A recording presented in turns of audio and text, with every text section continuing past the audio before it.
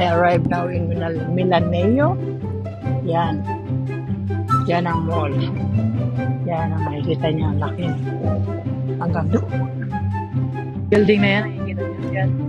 Pinakamalaking library dito sa Stuttgart. Galing na kami dyan. Meron akong video dyan nakadaan. Okay, check nyo na lang guys. Tingnan. Sa loob. Kasi hindi ako papasok sa loob. Dito ako papasok sa ano. Looking around siyempre yan. Wala pang gaano tao kasi nga working days ngayon Tuesday, so pag Sabado Linggo din sila dito para tao. Ngayon pasok tayo sa loob. Ang loob ng Milan yung kanta, diba? Pasyal walking around guys.